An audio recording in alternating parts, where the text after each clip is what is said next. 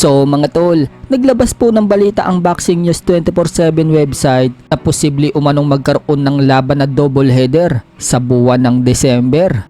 Yan daw ang laban sa pagitan ni Manny Pacquiao versus Mario Barrios para sa WBC Welterweight World Championship at Errol Spence Jr. versus Sebastian Fundora para naman sa WBC at WBO Junior Middleweight World Championship. Lalaban nga po sa iisang gabi ang dalawang bigating laban na yan. Bagamat hindi pa po opisyal yan mga tol, malaki ang posibilidad na mangyari nga po yan, lalo pat ibinalita na ng boxing website.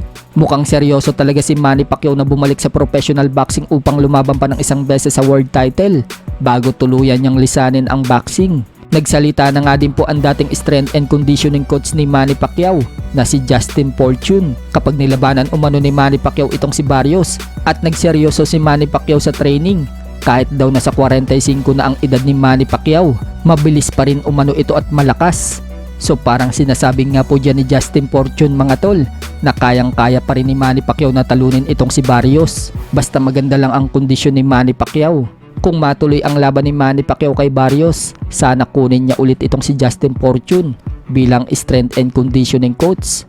Sa kabilang banda naman mga tol, matapos po nating maibalita sa previous vlog natin na kumpiyansang sinabi ni Naoya Inoue na ina-knockout umano niya itong si TJ Duheny sa September 3. Sinabi din pala ni Naoya Inoue mga tol na papatayin umano niya si TJ Duheny kung kinakailangan umano niyang patayin. Hindi na rin umano hahayaan ni Inoue na nakababa ang guard niya. Lagi niya umanong itataas ang depensa niya. Iniiwasan nga po ni Inoue mga tol na maulit yung nangyari sa kanyang pag-knockdown noong nangyari sa huling laban niya kay Luis Nery, kung saan round 1 pinabagsak siya ni Luis Nery. Hindi na nga daw magiging pabaya si Inoue.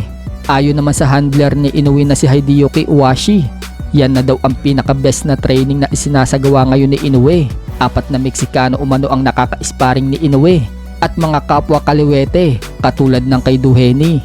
Nakaka-89 round na sparring na nga daw si Inoue mga tol at bubunuin daw nila ang 100 round sparring. Hindi nga po nagpapakumpiyansa si Inoue dito kay Duheny mga tol dahil malakas daw ito at dating world champion. Sa ibang banda naman mga tol, bagamat hindi pa po ina-announce ang laban ni Janrel Casimero, kalat na po sa social media mga tol na ang makakalaban niya ay itong si Saul Sanchez. Pero napag-alaman po natin mga tol na i-announce umano ng Treasure Boxing Promotion ang laban ni Casimero sa early of September. Tinanong kasi mismo ng nakasama ni Casimero sa Japan na si Papsi Cultura ang promoter ni Casimero, at sinabi umano na sa early of September umano i-announce ang laban ni Casimero. Kaya mag-abang-abang na lang tayo mga tol sa official announcement na manggagaling sa Treasure Boxing Promotion. Kung totoong October 13 ang laban ni Casimero, magkakasabay sila ng laban ng kapatid ni Naoya Inoue na si Takuma Inoue. Nakatakda din kasing lumaban itong si Takuma Inoue sa October 13 sa Japan kontra sa kapwa Hapon na si Seiya Tsutsumi.